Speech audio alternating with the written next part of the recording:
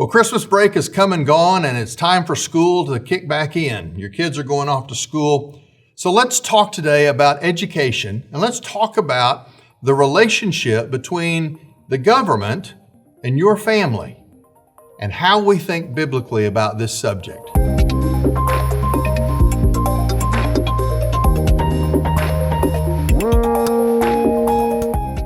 Homeschooling has been a resounding success over the last few decades. I think because the homeschool model, which was once stigmatized and even banned in some states, is now practiced nationwide and by and large done pretty well by families that have chosen that strategy. It's only getting more popular as the pandemic becomes just a memory in our past. Since 2019, the number of U.S. homeschoolers has jumped from 2.5 million to over 3 million, and the numbers are holding steady, which seems to imply that this was not just a pandemic response, but this is a trend that may be a long-term reality in America. Parents have a whole host of reasons for choosing homeschooling: the quality of education for their family, flexibility for the family schedule, their ability to choose curriculum and to transmit a particular set of values to their children. But whatever the reasons that they have as motivation, it comes down to parents taking greater ownership of the responsibility for their children's education, and I think that is a great piece of news. The problem is the culture at large doesn't think that's a good thing. The week before Christmas, on HBO, there is a show called Last Week Tonight, which is hosted by comedian John Oliver. Now, I use the word comedian loosely because I've never found him very funny. But in his show, he often speaks about current events. And the week before Christmas, he gave a 25-minute monologue that he styled as a well-researched report on the state of homeschooling in America. In his so-called report, he quickly dismissed the idea that public schools are teaching anything inappropriate, and he suggested that any parents who object to anything that's being taught about sex or gender in schools today should simply be dismissed as radical right-wingers. What's interesting was he refused to acknowledge that there are parents from multiple faiths, not just Christians, who have been coming out in droves against what they've discovered to be graphic materials and even pornographic books that are being found in school libraries all across America. Some of the books are so graphic that when parents have tried to read from those books out loud at public school board meetings, their microphones have been cut off because to read those books in public crosses the line and is illegal. And yet books that the school boards won't allow to be read out loud in a meeting are being checked in and out of school libraries. This kind of action is part of what's driving families to approach the option of homeschooling, many of them for the very first time. Others are making the sacrifices necessary to begin to explore private Christian education as another option. The state of Oklahoma is providing some new tax incentives that will allow families to look into private education in a way that is a game changer from years past. It will open that opportunity for families that have never been able to consider those options before. I think that's a good thing. John Oliver's report would never allowed for the possibility for his audience to actually get a grasp of what homeschooling looks like in our generation. For example, he never mentioned any information that shows that homeschoolers tend to outscore public school students on standardized tests, not by a little bit, but by anywhere from 15 to 25 percentile points. Homeschool students tend to have higher college grade point averages. They tend to have equal college graduation rates to public school graduates, and they're generally, according to one major study, healthier, happier, and more virtuous. Instead, Oliver left his viewers with the impression that homeschoolers are woefully undereducated, underprepared for real life, and in his words, uniquely susceptible to child abuse. He goes on to boil down his conclusion by arguing that parents do not have the right to educate their children. In fact, he suggested that parents should have to earn the right to homeschool since, quote, having a child does not automatically make you virtuous. Well, how do we think about this biblically? The first question that we need to have of John Oliver is, all right, who should determine a parent's virtue in order for them to be allowed to have control over their own family choices regarding education? Well, if the government is the one to decide that, let's look at the relationship of government to families right now. In the state of Oregon, parents are already discriminated against if they happen to object to LGBTQ orthodoxy. So who's to decide the virtuous parents? In the state of Vermont, in order to force the inclusion of boys into girls' sports, Vermont's School Sports League has decided to exclude Mid-Vermont Christian School from all of its competitions. It's actually kicking a Christian school out of athletic competition until they change their policies to allow boys to compete in girls' sports. Alongside athletics, the Vermont Education Agency has denied that same school, Mid-Vermont Christian School, they've denied their eligibility for state scholarship programs for rural students because this school refuses to include LGBTQ persons as teachers on their faculty. Well, if Vermont and Oregon are not enough, we know that in the state of Indiana, there is a family that has had their child removed from the home by the state because the parents refused to speak about their child with cross-gender language and refused to pursue gender reassignment medical procedures for their teenager. The state determined that they were unfit parents. This is Indiana. This is a Midwestern state. This is not one of the crazy coastal areas of our country. Indiana, they removed this child from the home and then refused to allow the parents to talk to the child about any of these issues.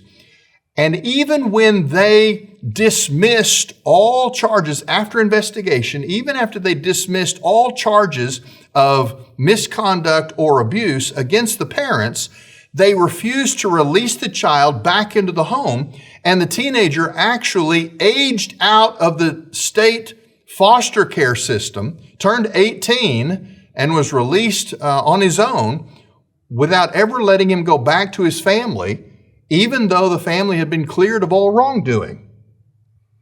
Well, Oregon, Vermont, Indiana, in California, we now find that that state allows a juvenile court to take temporary custody of any child without a finding of parental neglect or abuse if the child has been unable to obtain what they call gender-affirming mental health care.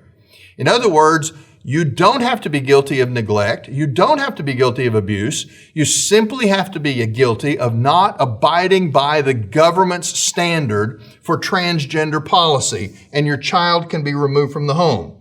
In the state of Washington, they recently passed a law that allows the state to legally hide runaway children from their parents if the parents do not consent to gender reassignment medical procedures. This is not just the nuclear family. The Attorney General of Alabama has joined with 18 other attorneys general in other states to sue the Biden administration's Department of Health and Human Services because of a proposed new program that will outlaw families being allowed to foster children if they don't subscribe to a fully approved LGBTQ gender transformation agenda.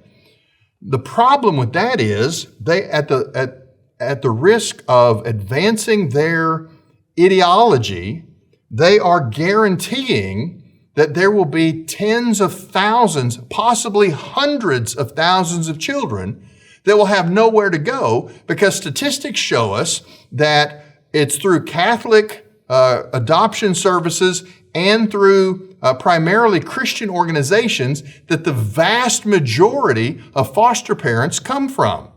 Christians are overwhelmingly represented as foster families in this country, and if they are all removed at once, the foster care system will collapse under the absence of acceptable families. But we have a government that has decided that what you think about transsexual and LGBTQ issues is more important than actually putting children into a home that need a family. Well, hopefully the news isn't bad everywhere. In Missouri, a court recently ruled in favor of the family when they agreed that a Christian school could not be cut out of a state program that provided funds for safety improvements in playground surfaces at schools. Originally, a Christian school was excluded from that. The government said there's no compelling reason for them to be kept out, and so they ruled against the Missouri state government. In Montana, a court recently said that the state of Montana could not discriminate against religious schools in its tax credit scholarship program simply because they were religious. In a case called Carson, a court told the state of Maine that it could not discriminate against religious schools if scholarship funds went into a general pot to operate the school, and some of those uses were general funds and not just faith-based services. In other words, there are court cases on the horizon fighting back against this kind of government overreach into your family, where the government is dictating what you can and cannot be as a parent to your own children. The reality facing parents today is that in many public school systems, they are not only actively teaching and enforcing values at odds with the beliefs of the families, but some schools have opened up bathrooms to the opposite sex. Others have refused to let parents opt their kids out of classes in which radical gender ideology is taught. Some have even encouraged students to secretly transition from one gender to another without communicating any of that to the parents. The basic truth here is that God has given parents, not government, the duty to direct their children's upbringing, and that includes their education.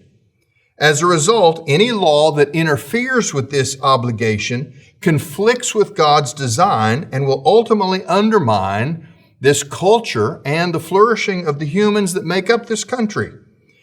Parents can choose public schools, they can choose private schools, or they can homeschool. My encouragement is, whatever the choice is that you make, you need to be engaged in the process. You need to know what's being taught to your children. You need to own responsibility for raising your children and educating them in whatever venue that you use. Not every public school system in America is equally troubled. But you need to know about your public school system. You need to know about the private school that you're considering and even homeschool curriculum. You need to be serious about recognizing those things. It is the decision of families to make these choices, and government has no legitimate interest in overriding that choice. It's interesting, progressives scream bloody murder about choice when it comes to killing children, but they're against choice when it comes to raising children. What does the Bible tell us? Well, real quickly, it says this. In Deuteronomy chapter 6, beginning in verse 4, it says, "Hear, Israel, the Lord is our God, the Lord is one. You shall love the Lord your God with all your heart, with all your soul, and with all your strength. These words which I am commanding you today shall be on your heart."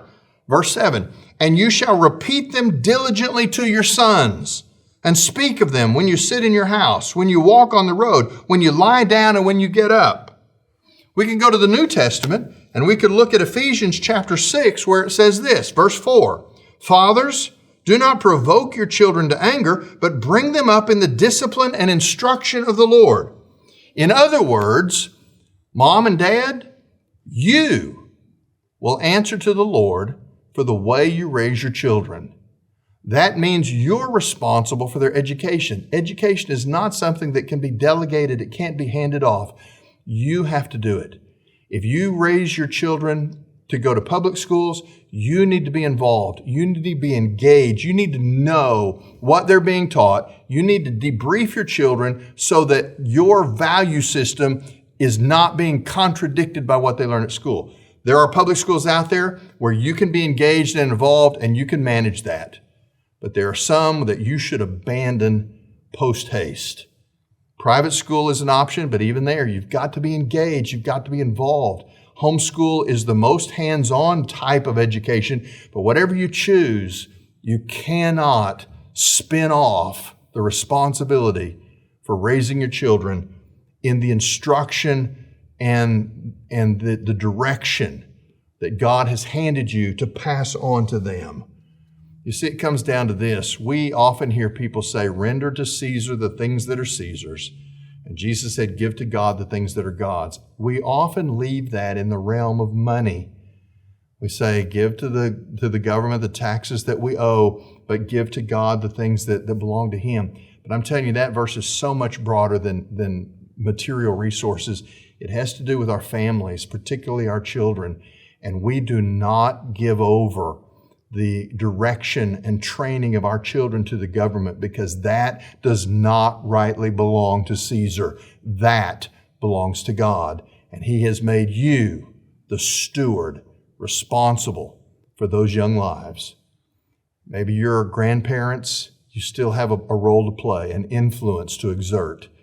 Maybe your aunt or uncle, whatever your role, you help strengthen the nuclear family. You communicate biblical values. You supervise education, because we are not just producing workers who go into the workforce.